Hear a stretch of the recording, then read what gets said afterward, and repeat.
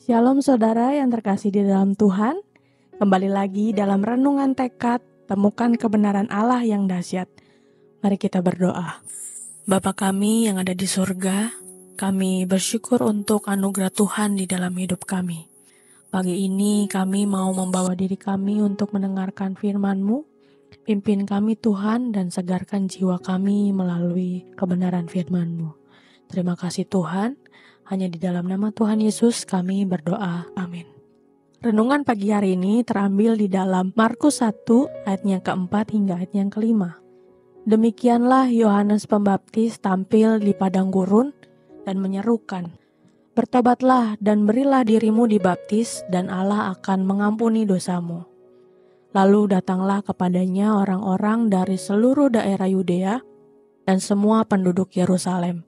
Dan sambil mengaku dosanya, mereka dibaptis di sungai Yordan. Saudara-saudara, pada saat membaca pasal ini, tentu ada orang yang bertanya, apakah arti baptisan dalam kekristenan itu? Dan apa beda antara baptisan yang dilakukan oleh Yohanes dan baptisan yang dilakukan oleh gereja pada masa kini? Dalam kekristenan, baptisan adalah sakramen atau tanda lahiriah yang melambangkan pertobatan, pengampunan dosa, dan penerimaan seseorang ke dalam persekutuan umat percaya. Umumnya, baptisan dilakukan dengan menyiramkan atau mencelupkan seseorang ke dalam air sebagai lambang dari kematian terhadap dosa dan kelahiran baru dalam Kristus. Yohanes Pembaptis, tokoh penting dalam Perjanjian Baru, membaptis orang-orang sebagai tanda pertobatan dan persiapan menyambut kedatangan Mesias. Baptisan Yohanes bukanlah baptisan dalam nama Yesus Kristus, melainkan tindakan simbolis untuk menunjukkan bahwa seseorang telah bertobat dari dosanya dan siap menerima pengajaran Tuhan. Dalam Matius 3 ayat yang ke-11, Yohanes sendiri berkata bahwa ia membaptis dengan air sebagai tanda pertobatan. Tetapi yang akan datang setelahnya, yaitu Yesus, akan membaptis dengan Roh Kudus dan api. Saudara-saudara, hari ini peristiwa kebangkitan Yesus.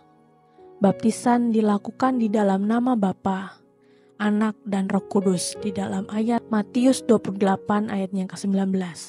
Baptisan tidak hanya dimaknai sebagai simbol pertobatan, tetapi juga tanda pengampunan dosa melalui karya Kristus, penerimaan Roh Kudus, dan persekutuan dengan tubuh Kristus yaitu gerejanya. Dengan kata lain, baptisan hari ini memiliki makna yang jauh lebih dalam dibandingkan baptisan Yohanes. Bagi kita yang hari ini sudah menerima sakramen baptisan, bersyukurlah. Karena kita sudah dipersatukan di dalam kematian dan kebangkitan Kristus. Di dalam Dia, kita diberikan kehidupan yang baru. Bagi kita yang hari ini belum menerima sakramen baptisan, sekaranglah waktunya bagi kita untuk menggumulkannya. Mari kita berdoa.